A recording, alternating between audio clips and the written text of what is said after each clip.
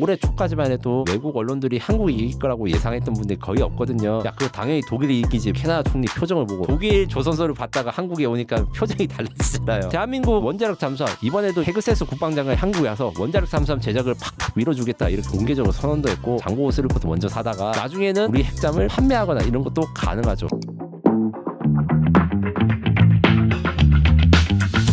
안녕하세요. 오늘 에비에이션 위크 한국 특파원 김민석 기자님 모셨습니다. 안녕하십니까? 안녕하십니까? KF21한테 절해야 되는 거 아니에요? KF21로 많이 하시죠? 아, 예.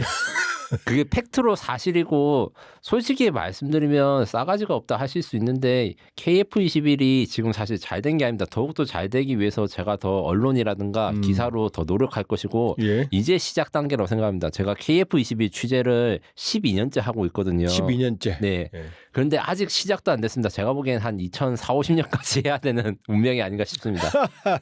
예, 자 이번에 에이펙 저도 경주 가서 에이펙 방송했습니다만 이재명 대통령이 특징이 보니까 스트레이트 포워드 직설적인 면이 있더만요. 그렇죠? 네, 저도 사실 깜짝 놀랐는데 특히 이제 나중에 또 이야기가 있겠지만 한미 정상회담 때 예. 저는 그 원자력 잠수함 이야기를 그렇게 대놓고 이야기를 하거나 혹은 이제 시진핑과의 대담에서 샤오미에 대한 농담을 할 때 예. 정말 깜짝 놀랐습니다. 와, 이 옆에 분들도 사실 많이 놀라셨을 것 같아요. 제 개인적인 판단인데 샤오미 선물을 시진핑 주석이 줬잖아요. 그리고 이재명 대통령이 이거 통신보안 되냐 그랬더니 최 주석이 그 백도 열어봐라 그랬잖아요. 네, 맞습니다. 그 농담이 즉석이었을 것 같아요. 저는 아주 계산되고 정리된 거라고 생각하는데 요것도 사실 이 조한범 TV에서 제가 처음 밝힙니다. 그 폰이 이 폰입니다.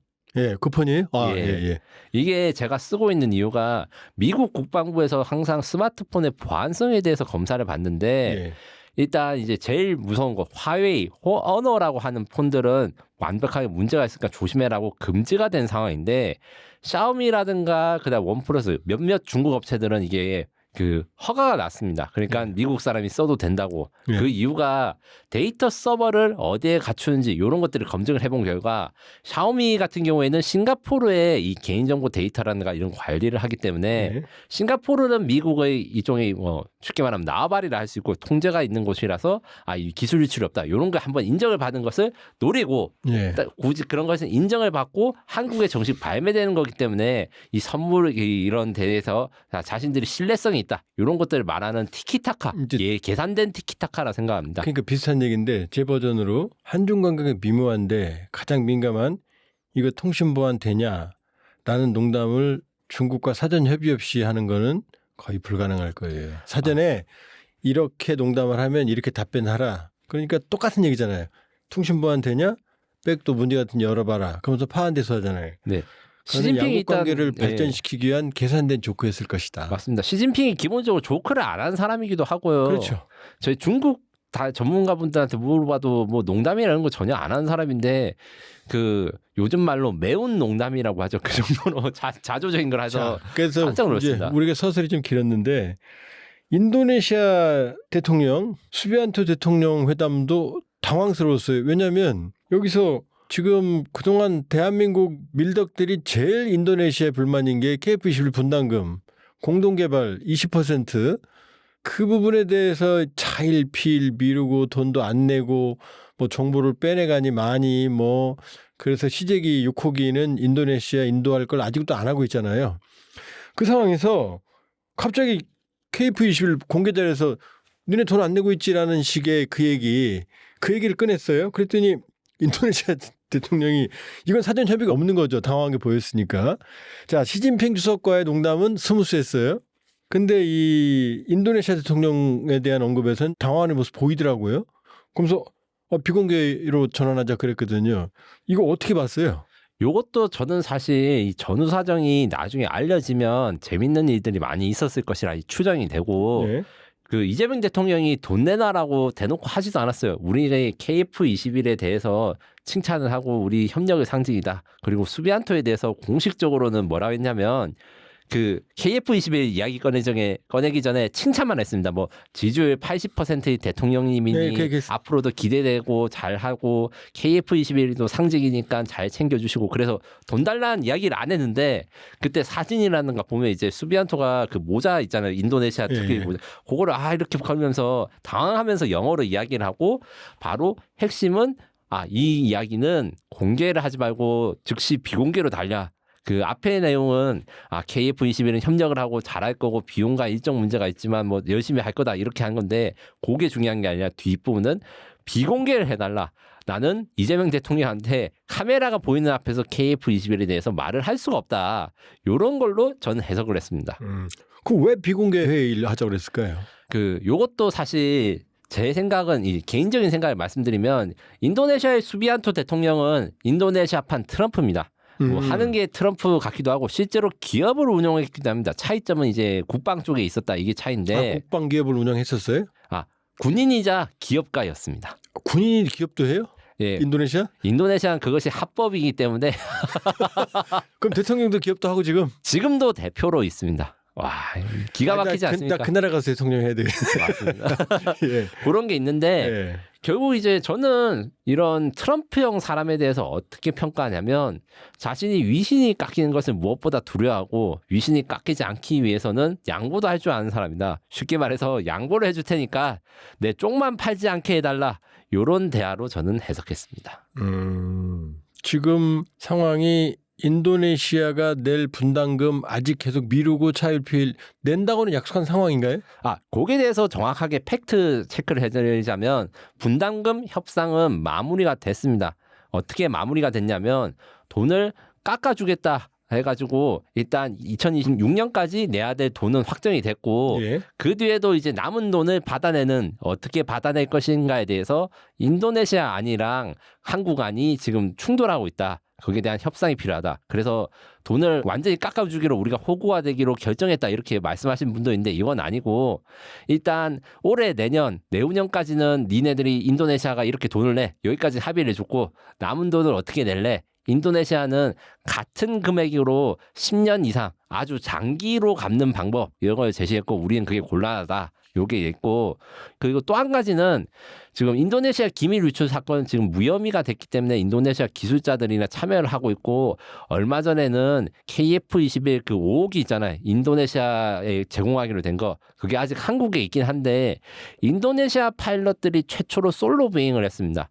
무슨 말이냐면 지금까지는 인도네시아 파일럿들이 KF21 탔는데 복자로 우리 감시하에 했는데 그 얼마 전부터 단자로 자기가 혼자 타기 시작했다.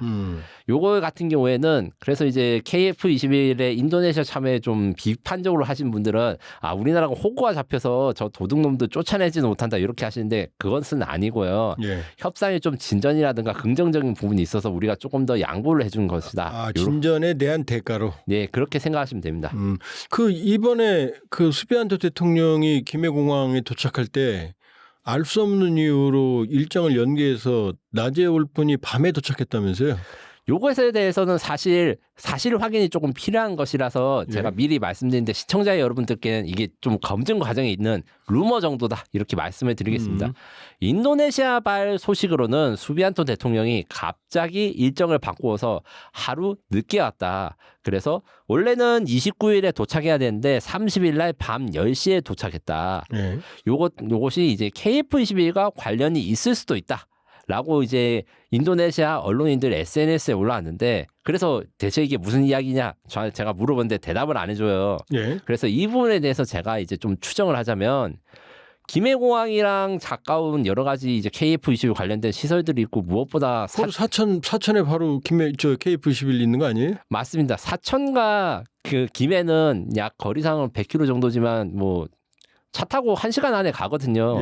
제가 학교 다닐 때 거기서 통학을 했거든요. 그러시구나. 그래서 사천에 오거나 뭐 KF21 관련한 행상을 인도네시아 대통령이 하려고 했는데 우리가 이제 니네들 돈 안 갚으면 안 보여줘 이렇게 거절을 했던가 예. 아니면 인도네시아 대통령이 좀 세게 보이려고 우리 안 보겠어 이렇게 한번 튕겼다가 이제 역풍을 맞은 거 아닌가라는 추정을 해봅니다. 분명히 말씀드린 요거는 팩트가 아니고 요런 썰이 있다 정도로 근데 생각하십시오. 정말로 이해가 안 되는 게 단군일에 정말로 현재까지는 향후에는 이제 핵심 잠수함이 되겠지만 최대 국방 사업인 KF-21을 인도네시아와 사실상 최초의 대규모 방산 사업을 했으면 인도네시아도 우리와도 이게 상징일 거 아니에요. 근데 이 수비안토 대통령과 이재명 대통령 그 수비안토 대통령 일정에 KF-21 행사가 전혀 없었네요. 네, 없었기 때문에 이런 추측들이 인도네시아 쪽에서 먼저 올라오고 있고요. 예. 인도네시아 언론이나 여론 분위기에서 오해하신 분들이 있는데 가끔 이 인도네시아 이야기를 하면 인도네시아 말로 댓글이 달려요. 한국 필요 없다. 북한이랑 친하게 지내시라 하면서 한국 사람들 열받게 하는 댓글들 다신 분들 있건데 그분들 인도네시아 사람 아닐 수도 있습니다. 실제 인도네시아 여론은 KF-21을 해야 된다. 아이고 KF-21 말고 다른 전투를 해야 된다. 이게 약간 50대 50의 상황이라고 생각하시면 되고. 그럼 50이면은 많은 거 아니에요? 우리 KF-21 지지가? 네, 저는 많은데 이 지지자들 입장에서는 자기들의 수비안토 대통령 결정이 너무 답답하고 어이가 없는 거예요. 전투기 쇼핑이나 하고 자기들 항공산업을 발전시켜야 되는데 그런 것들은 안 하고 너 뒷돈 돌리고 있지 이런 식으로 해서 불만이 상당히 많습니다.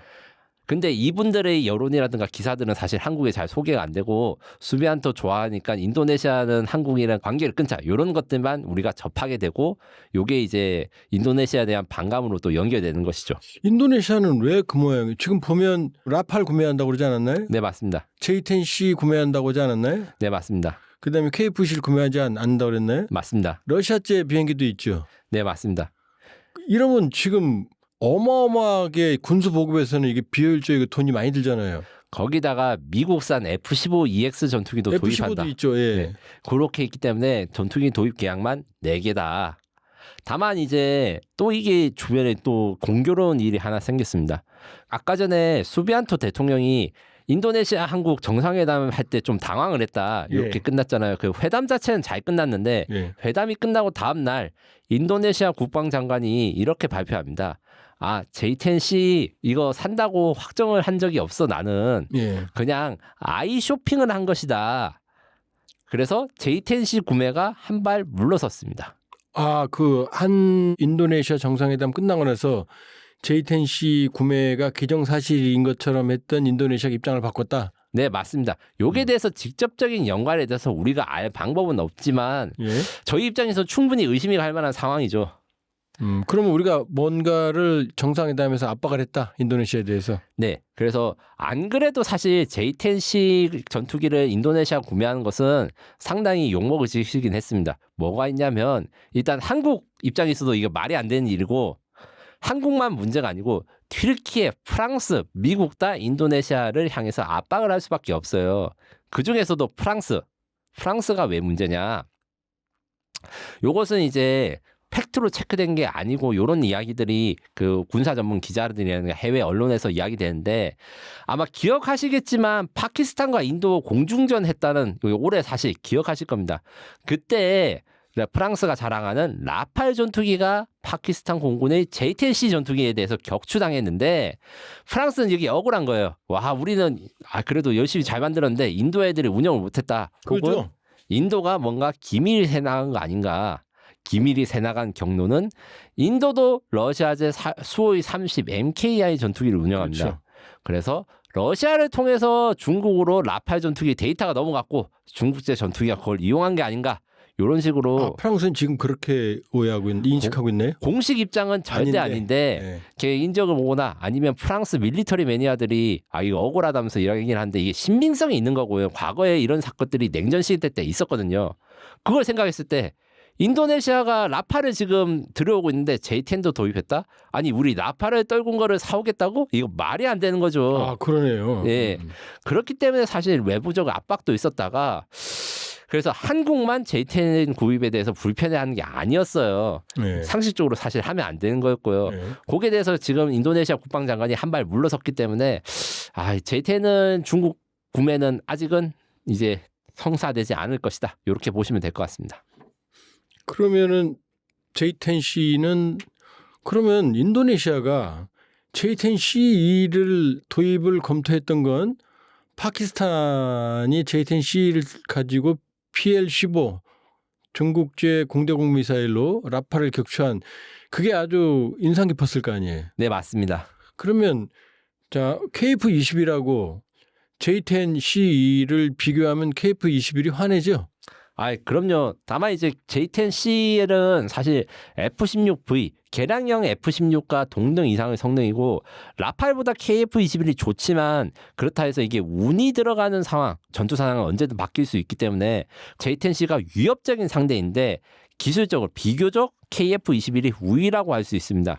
가령 레이더 같은 경우에는 KF-21 레이더가 조금 더 좋고 레이더에 탐지되지 않는 거 그리고 스텔스 성능도 조금 더 좋은데 이게 엄청나게 격차가 있는 게 아니라서 J-10C를 탄 중국 파일럿이 실력이 좋으면 우리를 이길 수도 있다. 요 정도로 생각하는 게 맞고요. 다만 이제 중국 같은 경우에는 한국이 아직 못한 장점 그 전투기뿐만 아니라 미사일 같은 것도 다 국산화를 했기 때문에 장거리 공대공 미사일 단거리 다. 네, 우리는 그게 만들려면 이제 2030년대까지 기다려야 되고 요것들이 약점이라 할 수 있습니다. 근데 우리도 미티어 일단은 미티어 그 유럽제 미티어 장거리 공대공 미사일을 통합해서 쓰잖아요. 네, 맞습니다. 네. 미티어 미사일이 일단 세계 최강의 미사일인 건 맞고 지금도 우수하긴 한데 이게 중국제에 비해서 딱 하나 밀리는 점이 있습니다. 요것도 사실 이 밀리터리 매니아 분들은 잘 모르시는 게 있는데 전투기에 다니는 미사일은 두 개가 중요합니다. 첫 번째로 로켓. 그러니까 얼마나 센 파워로 멀리까지 가느냐. 그래서 멀리까지 갔는데 전투기를 추적할 만큼 빠르게 움직일 수 있는 파워가 가지고 있느냐. 네. 여기에서 미티어는 좋은데 그 다음에 조건이 센서가 좋아야 됩니다. 센서란 거는 미사일이 적을 찾기 위한 그 탐색기가 있지 않습니까? 예. 그 레이더라는 걸 쓰는데 이게 전투기랑 똑같아요. 크기만 작지. PL-15E 그러니까 중국군이 쓰는 미사일은 A사 레이더를 씁니다. 네. 그런데 미티어의 미사일의 레이더는 A사 레이더가 아니라 폐사라고 해가지고 수동형. 수동형으로 한 세대 뒤처진 걸로 해서 만들기 때문에 이 탐지 센서 중에서 사실 중국이 우세한 부분이 있습니다. 요거를 해결하기 위해서 우리가 한국형 미티어라 부르는 LRAAM 같은 경우에는 이 센서를 A사로 바꿔가지고 중국제 대비 우위를 가지게 하는데 시간이 조금 걸리죠.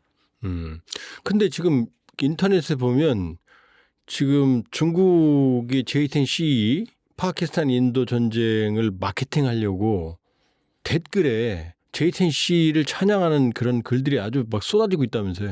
네, 맞습니다. 저것도 제가 사실은 국내 매체보다 저는 외국 매체를 많이 사는데 한국 유튜브는 물론이고 외국의 인터넷 게시판이나 이런 데서 굉장히 많아요. 그리고 몇 가지 아이디 추적하고 보면 이제 중국계 외국인 뭐 아니면 이제 중국 사람으로 추정되는 사람이 많은데 저는 이걸 어떻게 보냐면 인도네시아의 J-10 전투기 수출이 얼마나 큰 의미를 가진지 제가 방금 전에 설명했지 않습니까? 적국의 정보가 넘어갈 수 있고 인도네시아의 J-10을 팔면 요거를 중국 정부가 약간 소프트 파워를 이용해서 J-10C 방산 수출에 대해서 좀 이용하고 있다. 무슨 말이냐면 민주국가 시민들한테 J-10C가 얼마나 좋은지 설명한 다음에 그 대한민국 같이 막 한쪽으로 있는 게 아니라 대부분 나라들은 사실 양쪽을 다 간보는 중립적인 나라가 있지 않겠습니까? 인도네시아가 그중 대표적인 건데 이런 중립적인 나라들한테 중국으로 더 넘어올 수 있도록 야 J-10C가 좋다니까 시민들한테 여론 조성해가지고 J-10C를 구매하자 이런 것들을 만들려는 의도가 저는 보인다고 생각합니다. 지금 이제 한 인도네시아 정상회담 끝나고 나서 수비안토 이재명 수비안토 이제 발표 사항이 앞으로 군사안보협력 계속한다. KF-21 사업 후속 논의한다. 이 얘기는 발 안 뺀다는 얘기죠, 인도네시아가? 네, 발을 빼지 않는다는 얘기인데 한 가지 이제 약간 우려되는 거 있습니다. 이 KF-21에 발을 안 뺀다는 말을 명시적으로 한 게 아니라 돌려가지고 말했기 때문에 아직 인도네시아가 도망갈 여지가 있고 예. 그래서 군사적인 거는 그래서 이재명 대통령이 인도네시아 니네들 돈 내놔라 이렇게까지 하는 건 전혀 없어요. 그냥 협력을 계속하겠다 이렇게 했는데 제가 주목한 거는 그 정상회담 선언문 중에서 인도네시아 국부펀드 다난타라를 잘 활용해서 양국이 협력하자 요 내용이 저는 중요하게 봤습니다. 이 인도네시아가 우리한테 돈을 안 주고 막 이러니까 사실 저도 가끔 거짓 나라라고 생각을 하는데 예. 국부 펀드가 생각보다 돈이 꽤 많아요. 인도네시아에. 네, 원래 국부 펀드가 있었는데 2025년 2월 달에 다난타라는 새로운 국부 펀드가 있어서 기존의 인도네시아 국부 펀드가 나눠져 있던 걸 하나 합친데 이게 세계 3위입니다. 약 300억 달러 정도 되는데 크네. 예. 요거의 최종 결재권자가 인도네시아 대통령이고 인도네시아 대통령이 이 국부 펀드를 투자하는데 친환경 에너지 AI 쪽에 투자를 한다고 선언을 했는데 항공 쪽이 없어요. 저희 개인적인 그 생각으로는 인도네시아가 돈은 없다 했는데 다 이렇게 투자할 때는 있으니까 자기네들 항공산업에 투자하는 것은 사실 KF21 말고는 방법이 없거든요. 왜냐하면 KF21 제외하고 뭐 라팔이든 F-15든 J10이 들어오든 안 들어오든 튀르키예 칸이든 인도네시아에서 생산하겠다는 나라 아무도 없습니다. 반면 한국은 하겠다고 이미 약정을 했으니까 야 너네들 통 크게 니네들 펀드 사용해가지고 돈 없다고 하지 말고 전력 증강도 있지만 항공산업을 발전시키는데 국부 펀드를 써라. 그리고 인도네시아 항공사업을 가장 잘 발전시키고 가장 빨리 할 수 있는 방법은 당연히 KF21에 투자하는 거죠. 이렇게 설득하는 걸 협의가 가능하다고 생각합니다. 인도네시아도 항공산업 있잖아요. CN235. 예, 맞습니다. 인도네시아는 스페인 카사라고 하는 지금 에어버스라고 하는 회사한테 CN235라는 소형 수송기 설계를 받고 몇 가지 독자 모델들이 있는데 CN235는 이제 우리나라가 수입도 하게 됐어요. 그래서 쓰고 있고 해양 경찰이 쓰고 있습니다. 해양 경찰이. 다만 얘네들이 입감이 지금 말라가지고 그 인도네시아의 국영 항공 우주 산업은 그 KF21을 인도네시아 생산이 안 되면 거의 문 닫아야 할 판입니다. 그 정도로. 네. 자, 그럼 마지막으로 사람들이 자꾸 인도네시아 그냥 버리지 왜 잡고 가? 지금 개발비도 개발비지만 양산할 때 인도네시아가 구매하기로 한 양산 대수가 있죠. 네, 48대를 인도네시아 현지에서 조립 생산하기로 했습니다. 그게 굉장히 큰 거죠. 놓칠 수 없는 대어죠. 네, 첫 번째 고객이라는 점이 중요하고 물론 지금 뭐 필리핀이라든가 뭐 이런 여러 가지 인도네시아에 대체할 수 있는 고객들이 있는데 나머지 고객들은 솔직히 말하면 그 우리나라랑 기술 협력을 할 수 있는 파트너는 아니고 무기만 사가겠다, 물건만 사가겠다 요게 있고 중동 지역 세이즈에 사실 인도네시아가 도움이 되는 부분이 없지 않아 있습니다. 그 우리나라가 생각하는 거와 달리 인도네시아가 무슬림 국가지만 아랍에미레이트나 사우디랑 너무 다른 것 같잖아요. 근데 걔네들 나름대로 그 유대감이 있어가지고 세계 최대의 무슬림 국가. 네, 그 의미가 이제 나름 있어가지고 중동 국가의 그 특수한 관계가 있고 우리가 인도네시아랑 같이 안 간다라 해도 KF21이 뭐 갑자기 취소되거나 이런 건 절대 없어요. 근데 같이 가면 수출에 영향이 있다. 그리고 좋은 영향이 있기 때문에 선택을 했는데 필리핀이 인도네시아의 대안이 될 수 있다. 최근 이야기가 나오긴 하지만 필리핀은 안타깝게도 R&D 쪽에 관심이 좀 없어요. 네. 무기를 구매를 하려는데 근데 우리랑 같이 연구개발할 파트너가 필요하거든요. 그 관점에서 인도네시아는 세계 최대의 무슬림 국가이자 평균 연령 26세, 공대생도 많아요. 대한민국의 앞으로 운명을 생각했을 때 인도네시아랑 걔네들이 좀 정신을 차려가지고 협력이 제대로만 된다면 아주 좋은 파트너가 될 수 있는데 아직 그 지금까지 보여준 여러 가지 추태나 실망이 있기 때문에 시청자분들이 화내는 것도 충분히 이해가 갑니다. 예, 뭐가 뭐 해도 뭐해서 참지. 예, 참고 인도네시아 붙잡고 또 결국 제 개인적으로도 인도네시아가 KF21 약속을 이행하는 게 국방력에 현저한 도움이 되지 않을까 그런 생각을 해봤습니다. 예. 자, 김 기자님, 캐나다가 잠수함 사업의 진심이에요?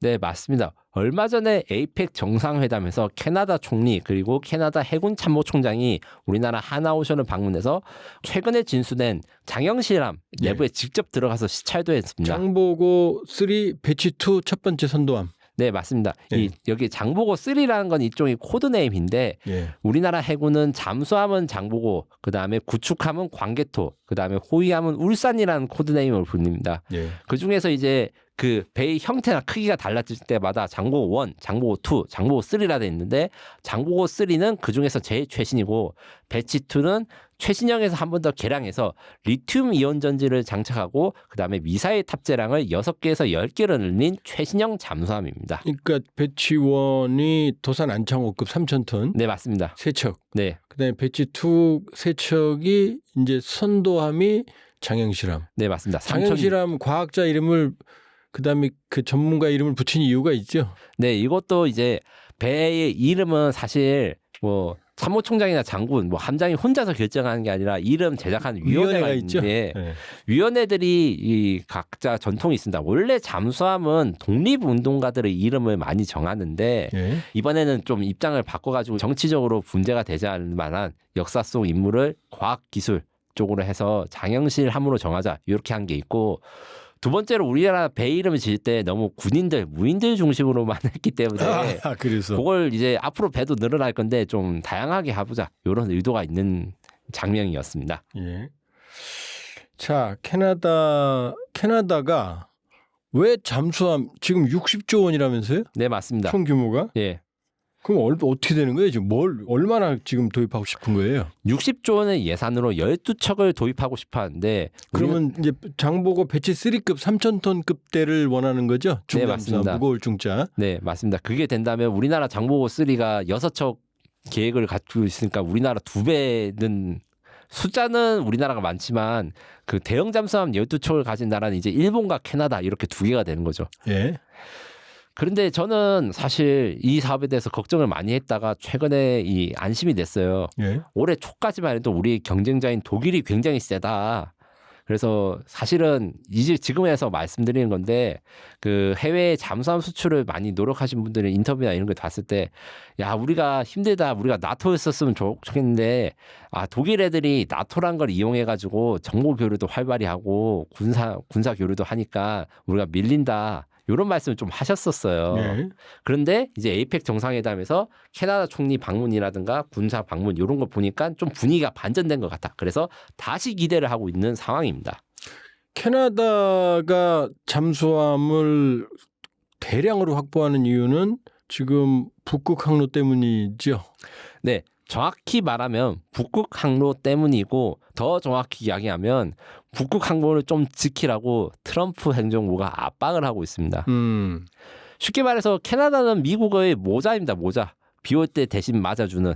그래서 냉전 시대 때는 러시아의 핵 폭격기들을 캐나다에서 요격한 임무 이런 것들을 맡기도 했고 핵잠수함들 중에서 러시아 핵잠수함이 앞마당 이게 북극해인데 지금까지는 다 미국 해군의 원자력 잠수함이 북극해를 커버치고 있었거든요.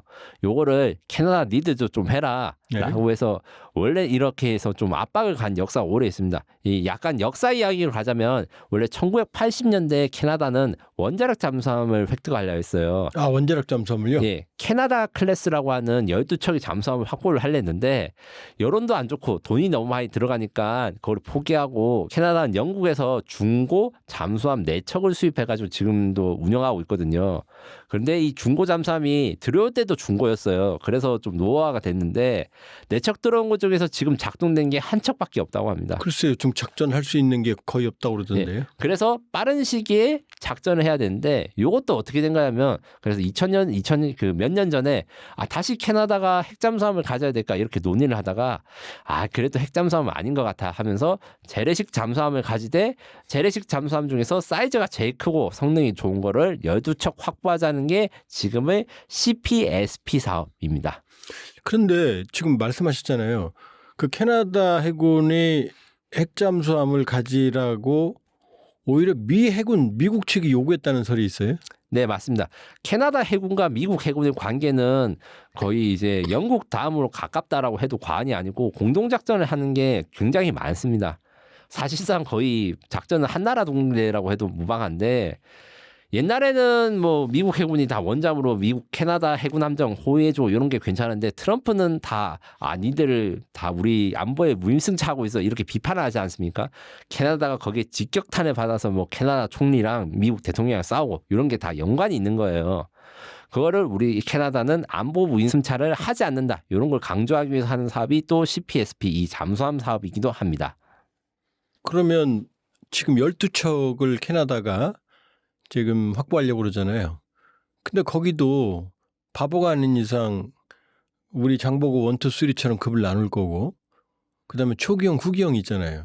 네, 지금 맞습니다. 나오는 얘기가 초기형은 디젤 그다음에 전기 추진 잠수함으로 확보를 하고 후기형은 핵 추진 잠수함으로 확보할 가능성이 크다는 얘기들이 나와요. 솔직히 말씀드리면 아직까지 확정된 것은 없는데 지금 원래 장보고 3 잠수함에 대한 가능성이 높아지는 것 중에 배경 하나가 캐나다가 혹시 핵 잠수함을 가지냐 이런 의혹이 있습니다. 이것도 확정되지 않은 사건이라는 걸 좀 명확하게 말씀드리면서 이야기를 하는데 원래라면 캐나다가 핵 잠수함을 가지기 위해서는 그 오코스 같은 게 있어야 됩니다. 호주가 이제 핵잠수함 만든 프로그램이 있는데 그래서 오코스 가입도 고려했다가 이거 대도 아니고 이 사투리가 들어갔네. 경상도 사투리로 대도 아니고 택도 아니기 비싸다. 이런 거 못 산다 이렇게 했는데 변수가 얼마 전에 며칠 전에 생겨버렸죠. 바로 대한민국입니다. 대한민국의 원자력 잠수함 이번에도 이제 헤그세스 국방장관이 한국에 와서 원자력 잠수함 제작을 팍팍 밀어주겠다 이렇게 공개적으로 선언도 했고 그리고 트럼프가 필리 조선소에서 우리나라 핵잠수함을 만들라고 이렇게 했잖아요. 했죠. 네.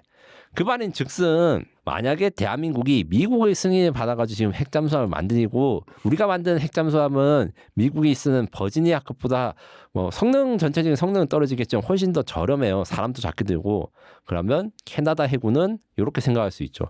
장보고 3 배치 3를 배치 2랑 장보고 4를 같이 패키지로 도입해서 급한 불을 끄는 거는 우리나라가 아직 핵잠수함이 없으니까 장보고 3부터 먼저 사다가 나중에는 우리 핵잠을 판매하거나 이런 것도 가능하죠. 왜냐하면 북극해를 지키는 직접적인 역할을 하는 게 캐나다 해군이고 우리나라가 트럼프랑 이야기했을 때 이재명 대통령이 우리나라 핵잠수함이 필요한 이유를 설명했지 않습니까? 우리나라가 핵잠수함을 가지면 미국 해군이 부담이 줄어든다.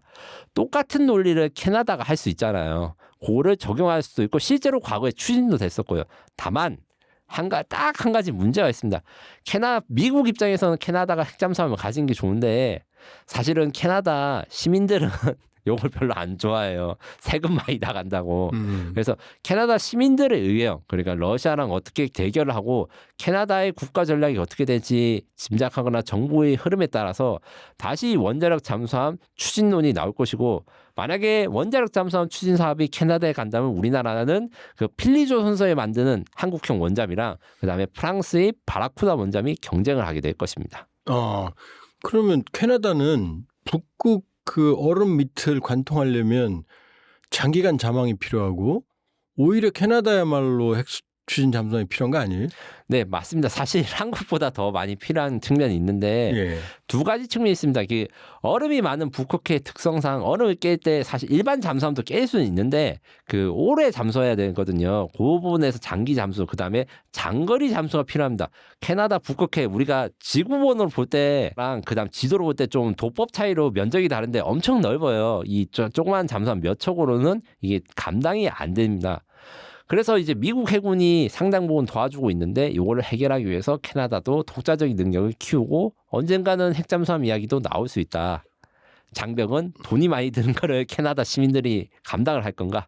요게 장벽이죠. 지금 전 세계 잠수함에서 미국은 디젤 잠수함을 포기한 지 오래니까 우리가 경쟁 상대가 아니고 지금 잠수함을 만들 수 있는 데들이 이제 여러 대 있죠. 영국도 디젤 잠수함 있죠. 지금 영국의 디젤 잠수함 포기한 지 30년 됐고 영국도 포기했고 30년 전에 캐나다가 사간 게 마지막이었습니다. 그러면 영국 그다음에 프랑스 디젤 잠수함을 못 만드네요. 프랑스는 디젤 잠수함을 만듭니다. 예. 그래서 잠깐 설명을 드리자면 대한민국과 비슷한 잠수함을 만들 수 있는 나라 결국 프랑스, 독일.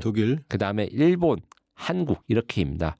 이 외에도 몇 개 국가들 인도네시아도 자체 잠수함을 만들고 이런다고 하는데 이탈리아도 독자적인 모델이었고 독일과 연합해서 하고 스웨덴 정도 많이 스웨덴이 스콜피언급인가요? 프랑스가 스콜펜급이고 스웨덴은 고틀란드급이라는 잠수함을 가지는데 이것도 이제 차세대 잠수함 개발을 하고 있어서 스웨덴, 독일, 프랑스, 일본, 한국 요 정도가 독자적인 잠수함 설계를 가진 나라다. 그런데 지금 가장 경쟁력 있는데 충돌하는 데는 독일의 TKMS. 네. 그다음에 한국 하나오션이죠. 네, 맞습니다. 프랑스도 강하긴 강해서 얼마 전에 네덜란드 사업에서는 이제 프랑스가 따내가지고 네덜란드 잠수함을 이제 프랑스에서 건조하는데 이번에 캐나다 잠수함 사업에서는 저는 이게 좀 그 트리도가 총리에서 떨어진 거랑 연관이 있는지 잘 모르겠는데 이 프랑스계가 힘을 못 쓰더라고요. 트리도 총리가 프렌치겠죠. 예, 그래서 최종적으로는 독일 잠수함과 한국 잠수함이 붙게 되어서 사실은 전문가들이 다 프랑스 대 독일의 대결이 될 거라고 했는데 하나오션이 붙었을 때 외국 해외 전문가들이 굉장히 놀랐어요. 이것은 이제 아무래도 우리나라가 조건을 좀 잘 준 게 아닌가 이렇게 생각합니다. 지금 TKMS는 구체적인 비용이나 이 일정을 이제 제한을 못했다고 그러고 우리는 로봇 기술을 이용해서 6년 안에 잠수함을 건조하는 제안을 했고 아마 네. 초도함을 제공한다는 거겠죠. 네. 그다음에 척당 20억 달러로 제공했는데 TKMS는 그런 지금 제안을 못했다고 그래요. 지금 하나오션이 그 이전에 대우조선해양 우리 장보고 사업의 절대 다수의 잠수함을 건조한 데가 대우조선해양 아닌가요?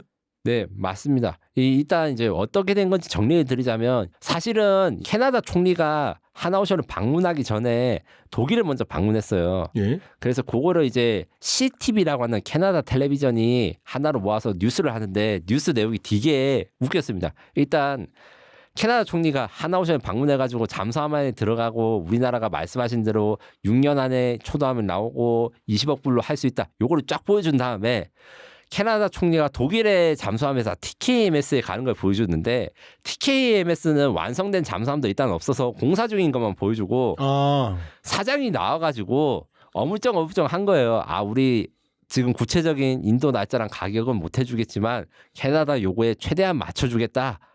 요게 엄청나게 대비가 된 상태로 TV를 만들었더라고요. 그 카니 총리가 네. 그 장양실험에서 싱글벙글하고 나오던데요? 네, 그거와 관련해 가지고 사실은 두 가지 생각이 있을 수 있습니다. 첫 번째로 부정 우리나라를 살 생각이 없는데 야 하나오션이 이렇게 열심히 하니까 독일을 등쳐먹을 수 있겠다. 이렇게 생각할 수가 있고 두 번째로 지금 지금 현재 캐나다 총리 같은 경우에는 안보 위협에 대해서 좀 진지하게 하고 있고 빠른 전력화를 누구보다 지금 우선시하기 때문에 하나오션과 같이 하면 독일이 많이 걱정됐는데 왜냐하면 독일에 가서 니네들 언제 잠수함 받을지 몰라 가격도 몰라 이렇게 듣고 그 다음에 한국에 왔는데 우리 몇 년 안에 뭐 줄게 이러니까 당연히 기분이 좋을 수밖에 없다. 그래서 이렇다 해서 최종 후보에서 지금 그 독일이 거꾸로 이길 수도 있어요. 왜냐하면 독일 로비력이 강하고 나토 국가이기 때문에 그걸 연주를 이용해가지고 해군한테 많이 한국이랑 친하진 않잖아. 하지만 독일 해군이랑 캐나다 해군은 뭐 합동훈련도 하고 이러니까 이런 식으로 로비를 많이 한답니다. 그것만 잘 해결한다면 우리가 최종 후보로서 이 60조 원 잠수함 사업에서 이길 수 있다. 캐나다에도 독일계가 또 있잖아요. 네, 맞습니다. 네, 뭐 많지는 않은데 또 그 파워가 좀 있죠. 근데 지금 개인적으로 어떻게 보세요?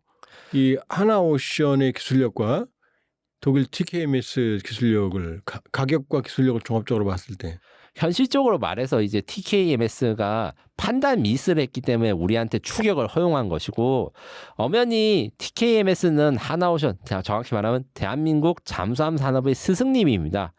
지금 이제 독일이 건조하는 212 CD 잠수함 아주 우수한 잠수함이기 때문에 안심할 수 없고 성능 측면에서는 우리 장보고3보다 우수한 것들이 있어요. 특히 적의 공격을 피할 수 있는 스텔스 능력이 좋습니다.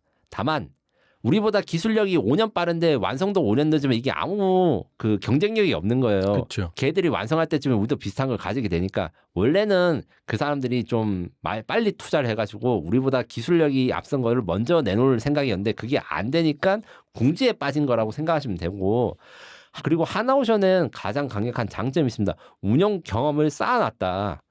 잠수함은 전투력이 중요한 것도 좋지만 안정성이 중요합니다. 대한민국 잠수함대의 구호는 100번 자망해서 100번 부상한다. 100번 자망해서 99번 부상하면 마지막에는 침몰하는 거잖아요. 침몰하지 않는 게 굉장히 중요하고 신뢰성이 중요한데 그 관점에서 우리 장보고3 잠수함은 이미 세척이 완성돼가지고 운용시험을 길게 하면서 다 검증이 됐는데 독일 잠수함 기술 좋고 역사도 깊은데 새로 만들고 제가 아까 전에 신기술을 많이 도입했다 했잖아요. 그렇기 때문에 리스크가 있을 수 있다. 그 리스크가 뭐 성능이 떨어진 건 괜찮은데 혹시 안전 문제가 없냐? 그거는 독일도 아마 자신할 수 없을 거예요. 좀 우리 민감한 질문을 좀 하나 해야겠네. 지금 이 한국 해군 함정 수주하는데 최대 경쟁자가 HD, 현대, 조선. 네. 하고 하나오션이잖아요. 예. 그 대우조선해양 예. 둘이 치고받고 싸우기도 하고. 예. 왜 잠수함 분야에서는 압도적으로 물론 이번에 그 HD 현대조선이 이 장보고 성능개량 사업도 수주하긴 했지만 하나오션이 그 대우조선해양이 압도적으로 잠수함 기술에서는 앞섰나 보죠. 네.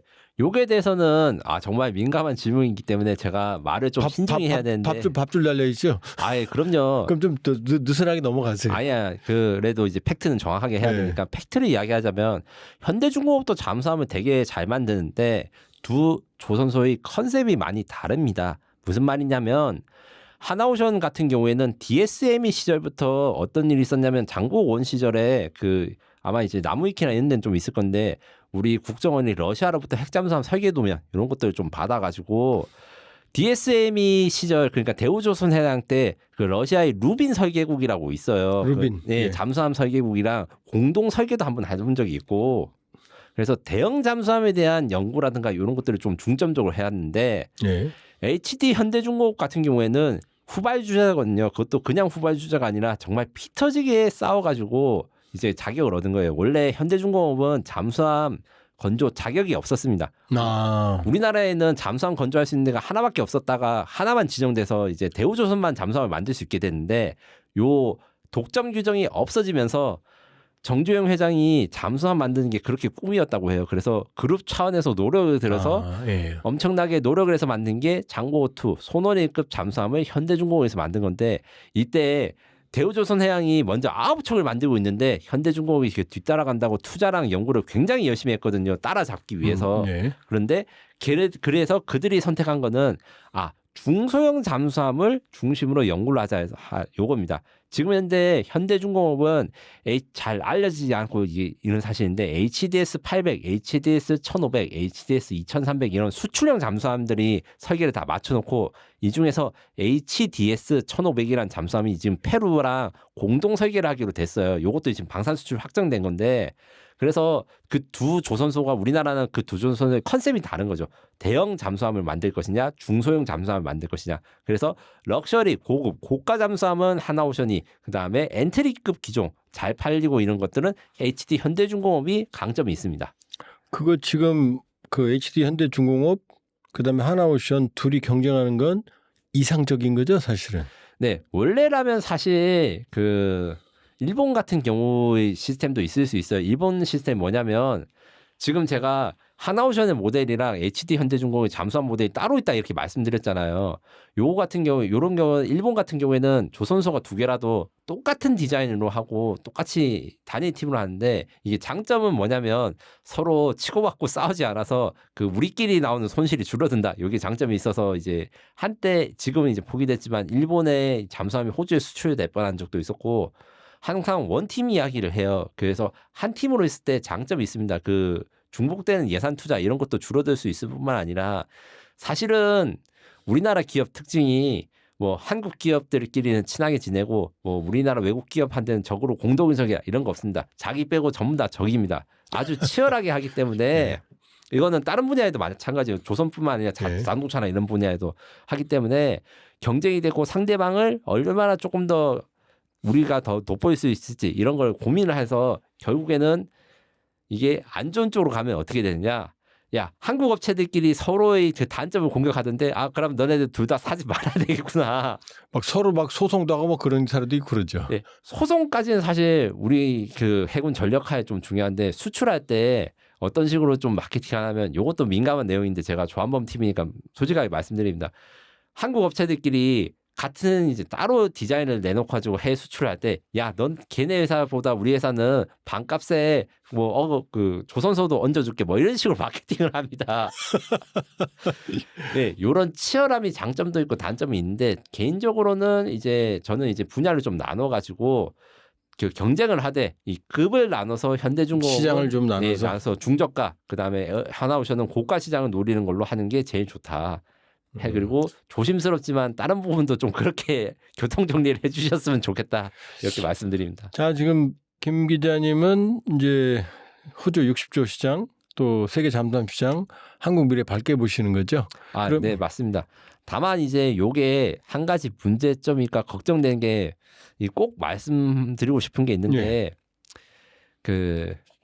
조선에서 일할 사람이 부족한 게 지금 현실로 나가고 있고 우리 정비나 이런 것들도 사실 인력이 부족한데 그 돈을 많이 주고 이렇게 하는 게 제일 좋고 사람들도 열심히 일할 수 있는데 그러면 또 생산 단가가 올라가면 경쟁력이 떨어진다. 그래서 돈을 많이 주면 안 된다. 이렇게 좀 의견이 갈리는 부분이 있어요. 하지만 조선 산업은 이제 어떤 식으로 갈 거냐면 싼 가격에 내놓을 수 있는 게 아니라 기술자가 있나 없냐로 결정될 것이 전 더 크다고 봅니다. 아, 기술자. 일단 미국 조선소에서 기술자들한테 돈을 아무리 줘도 뭐 없어요. 못 구해요. 그냥 없는 거예요. 그렇기 때문에 한국이 마스가 프로젝트로 도와주는 거고 인력을 유지하는 거, 그다음에 기술자의 숫자를 확보하는데 좀 더 노력을 하시라. 그리고 거기에 대한 희생과 투자는 사실 국가적인 차원에서 대항해야 된다. 왜냐하면 조선 산업은 이제 그냥 망해도 되는 사업 아니고 전략적으로 국가적인 운명을 걸어야 되는 사업이기 때문입니다.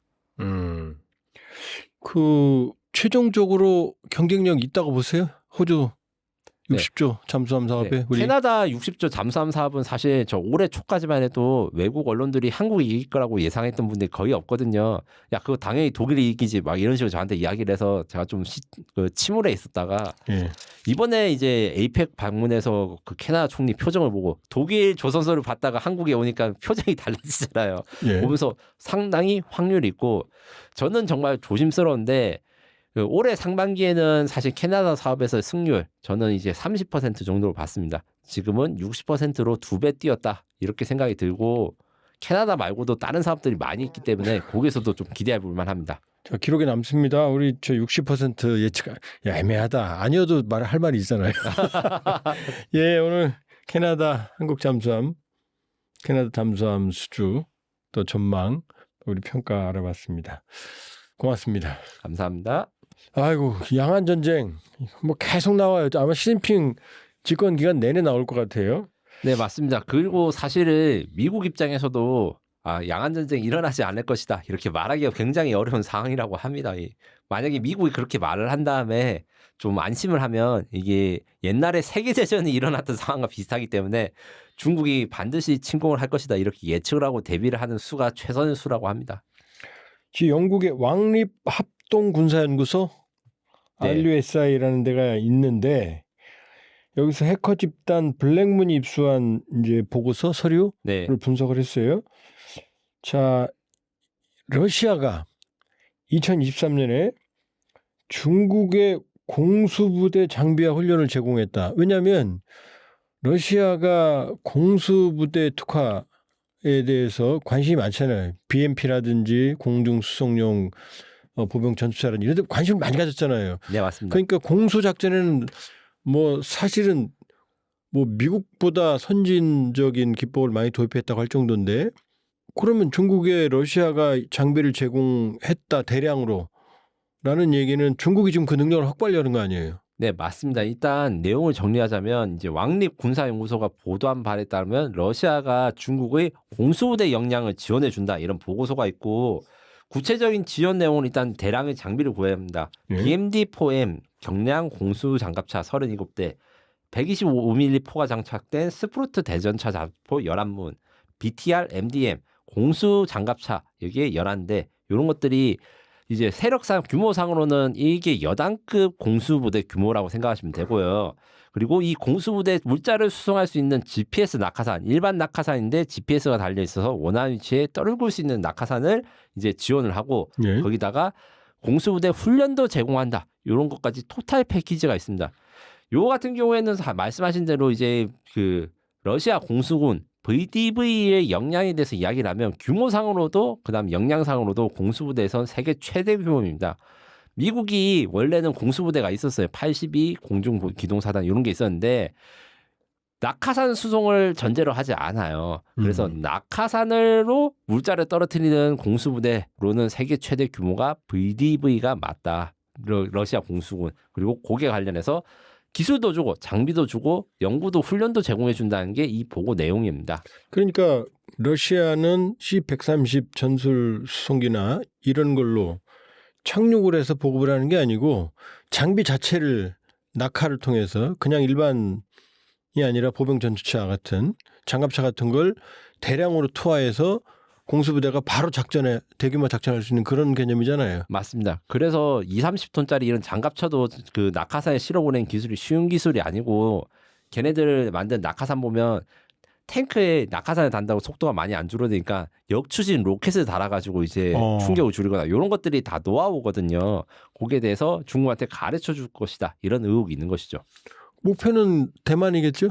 네, 거의 100% 대만이고 물론 이제 중국이 대만만을 상대로 한 게 아니고 뭐 인도라든가 뭐 러시아라든가 여러 가지 적이 있지만 결국에는 대만의 상륙작전 그러니까 양안 전쟁을 대비하고 있다. 그 중에서도 그 중국의 공수부대가 대만의 공항을 개전 초기에 공습해서 공항을 장악하는 임무를 하려는 게 아닌가 이런 의혹을 가지고 있습니다.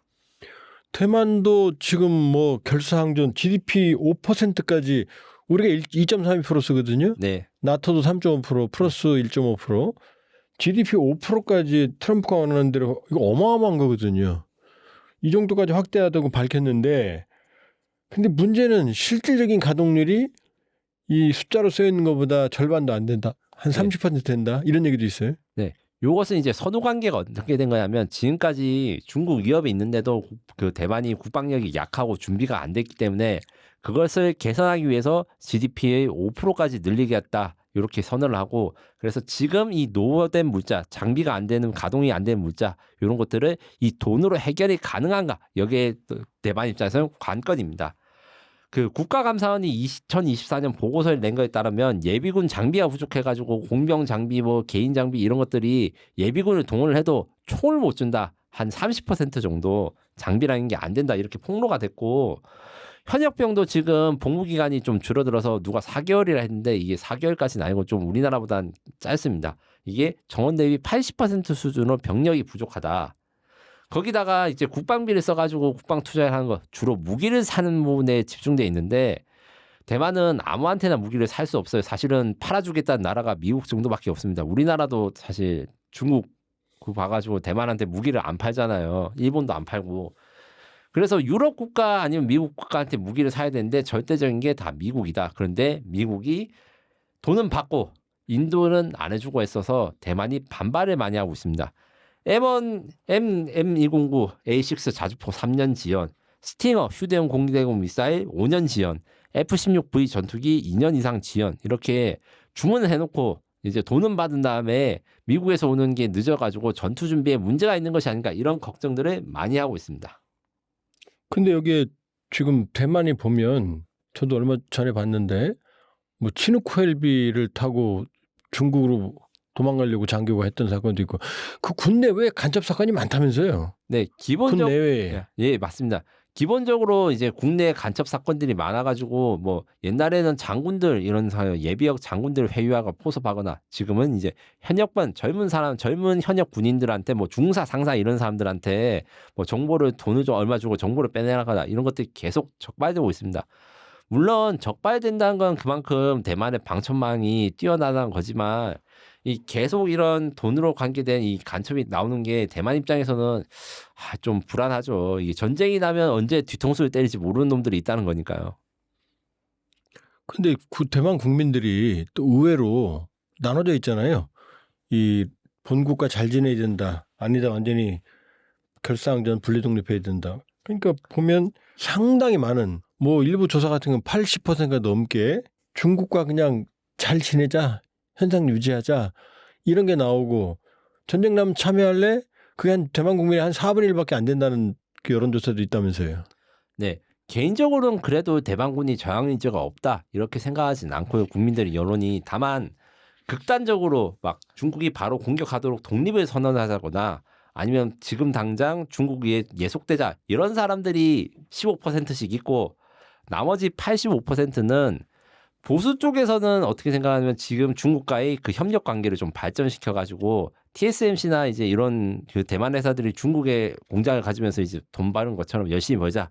요게 좀 보수적인 사람들이고 진보적인 사람들 입장에서의 현상 유지는 조금 다릅니다. 지금까지 우리가 실질적인 독립을 지켜왔는데 요거를 유지해야 되기 위해서 현상 유지를 하자.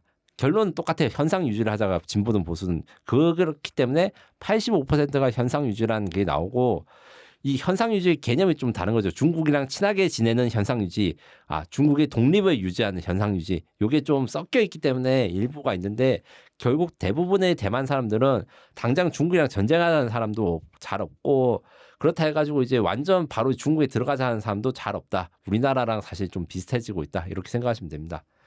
그리고 이제 전쟁 국민 의지, 저항 의지가 낮다는 의견이 설문조사할 때 많이 나오거든요. 이 설문조사는 이제 정확하게 한 것이 아니라 인터넷 웹조사라든가 아니면 이제 표본수가 작은 조사인데 이게 저는 어떻게 생각하냐면 실제로 이제 전쟁이 나도 자기가 싸워야 되나 이렇게 생각하는 사람들은 되게 작을 것이라고 생각합니다. 문제는 그거는 지금 생각이고 당장 전쟁이 났을 때 대만 사람들이 중국군이 쳐들어올 때 갖다 그 오성홍기 흔들면서 갖다 바친 사람들이 그렇게 많을 것이냐? 저는 생각보다 많지 않다 생각해요.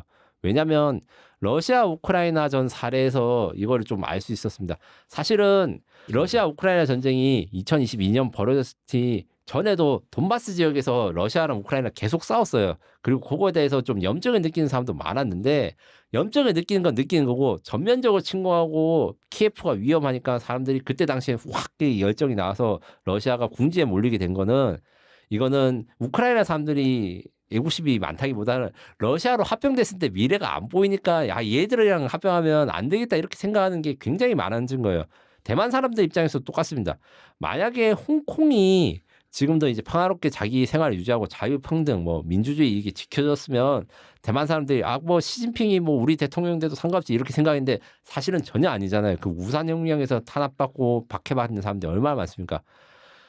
물론 요거는 정치적인 자유는 사실 일반 사람들이 평소에는 느끼기 힘들어요. 이게 뭐가 크게 터졌을 때 정치적인 자유나 이런 욕구를 크게 느끼게 되는데 그 관점에서 봤을 때 우리 시진핑이 지배하는 대만이 기업도 있을 것이고 돈 잘 벌고 잘 살겠다 이런 거에 대해서 그래 내가 자유가 좀 없어져도 잘 먹고 잘 살면 되지 하면서 중국을 받아들일 수 있는 사람들 그렇게 많지 않을 것이라고 봅니다. 이제 걱정이 이게 가장 중요한 게 실전 경험이잖아요. 네, 맞습니다.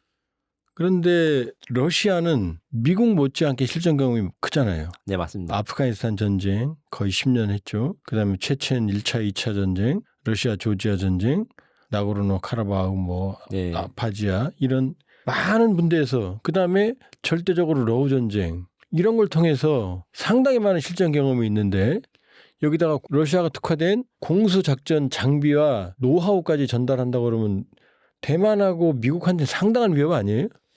저는 그 생각을 좀 안 한 건 아닌데 찾아보다가 러시아 공수군이 내가 아는 공수군이 아니구나 이걸 느꼈습니다. 무슨 말이냐면 전쟁 기간 중에 러시아 공수군이 피해가 너무 커요. 거의 러시아 장군 말로는 거의 80%의 VDV가 이제 사상자 처리돼서 전투 불능 상태라서 교체되었다. 그래서 지금 러시아 공수군의 20% 정도만이 실제로 역전 용사인 거예요. 너무 많이 죽거나 다쳐서. 전쟁 초반에도 그 공항을 제압하는 임무를 투입하다가 이제 우크라이나가 막아내거나 이런 것들이 있었는데 거기에 스페츠나츠도 전멸당했죠. 맞죠. 네, 특수부대. 네. 그래서 러시아군이 노하우를 많이 쌓인 것도 있는데 그만큼 베테랑 병사가 많이 죽어서 이게 함부로 평가하기가 어렵습니다. 다만 그래도 이제 썩어도 준치라고 러시아군의 수십 년 된 그 공수군 운용 노하우를 중국이 받아들이게 될 경우 위협적이고 사실 대만은 이전부터 공수부대가 이제 공항이나 주요 지역을 전쟁 초반에 바로 점령해서 저항 한번 못 해보고 지는 거 요걸 굉장히 경계를 합니다. 요게 대해서 아마 이제 대만이 여러 가지 준비라든가 아니면 대비를 할 건데 이게 대비가 잘 될 것인가가 결국에는 중국의 대만 침공 의지를 결정지을 것이라고 봅니다. 이 대만의 대공 방어 능력도 무시 못하죠. 네, 물론 대한민국보다는 떨어지는데 그렇다 해가지고 전 세계 순위로 봤을 때는 세계 10위권 안에 듭니다. 기본적으로 패트리어트 미사일 최신형 버전이 우리나라랑 동일한 게 배치되어 있는 것뿐만 아니라 걔들은 이제 챙궁이라고 해요. 우리나라의 그 천궁 미사일, 그런 것들 실전 배치되고 얼마 전에 티엔궁이라 해가지고 우리나라의 L샘 미사일급의 좀 더 고도가 높은 미사일 방어 체계가 개발되어서 지금 3중 방어막이 나왔고. 대만이 T돔이라고 해가지고 타이완돔이라고 이 미사일 방어와 중국의 벌떼 드론 방어하는 방어 계획을 세웠는데 기본적으로 대만도 전자산업 이런 것들이 어느 정도 발전됐기 때문에 이런 부분에서는 상당하다. 거기다가 이제 우리나라에 없는 게 하나 있습니다. 그 코브라 페이브로라고 해가지고 옛날에 미국이 대만에 설치해준 레이더인데 이게 사드 레이더 크기 한 4배 정도 돼요. 이거 어마어마하게 크네요. 네, 전 세계에서 가장 큰 미사일 탐지 레이더 중 하나고 이게 중국 ICBM을 탐지할 때 원래 목적은 대만에다 설치한 다음에 중국이 미국에 핵미사일 쏘면 그걸 좀 알려달라. 이런 용도로 이제 대만에 설치한 건데 그거를 이제 대만 방어에도 쓸 수 있다고 합니다.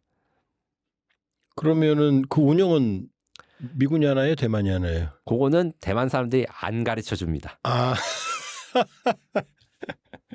미군 극히 일부가 대만에 있다는 건 공공연한 비밀이죠. 맞습니다. 그리고 옛날에는 미국 조종사들이 중국에 침투하는 U2 비행기에 교관을 해주거나 이런 몇 가지 있었는데 공식적으로는 다 철수를 했다고 하지만 저는 사실 한 달 전에 대만에 갔을 때 대만 방산 전시회 갔는데 방산 전시회 그 양복 입은 미군들이 너무 많이 봐서 이 사람들이 미국에 출장을 온 것인가 아니면 원래 사는데 그냥 양복을 입은 것인가 이런 의심이 들더라고요.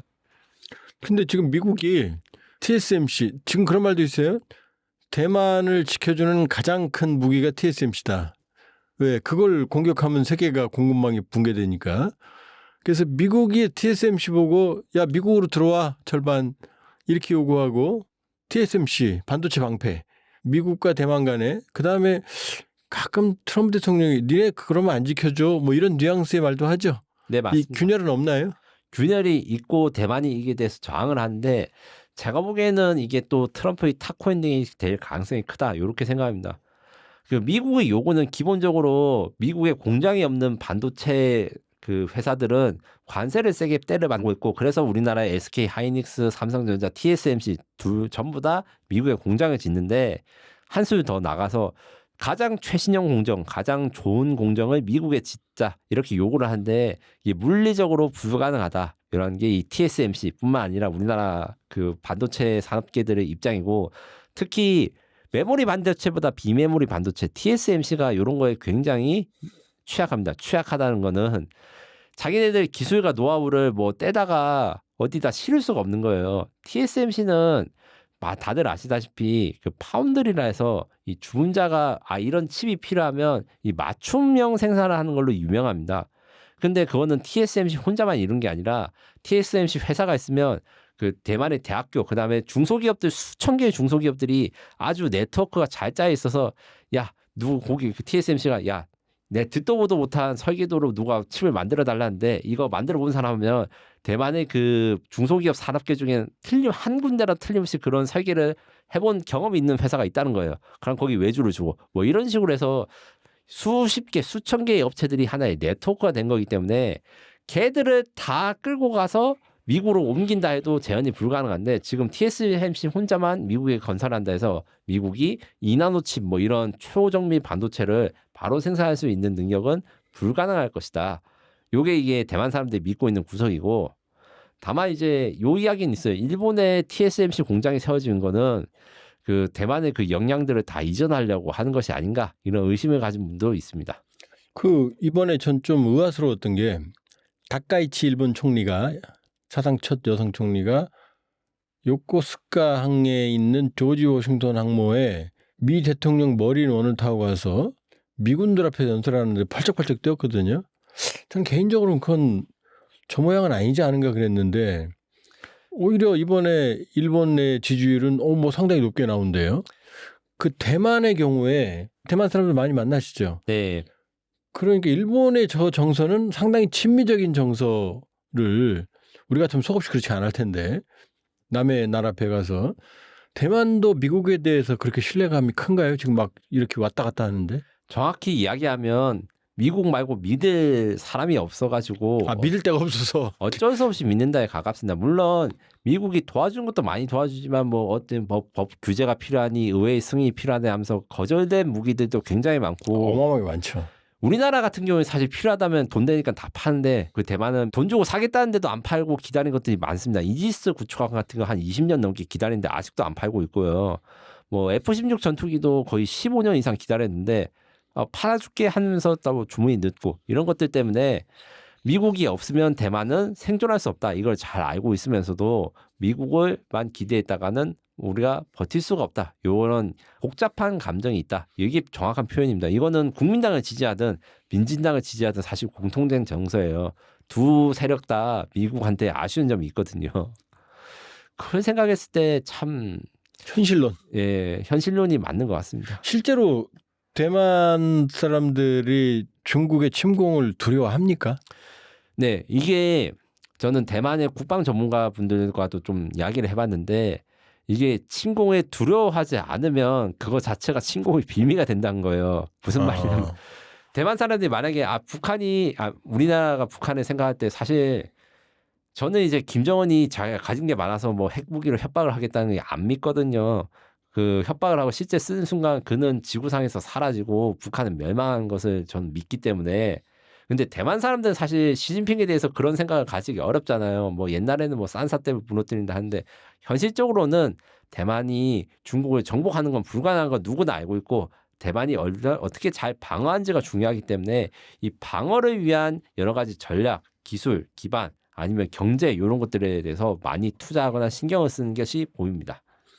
예, 오늘 대만 갑자기 러시아 공수 장비 훈련까지 도입해간 중국 의도 대만까지 좀 알아봤습니다. 고맙습니다. 감사합니다.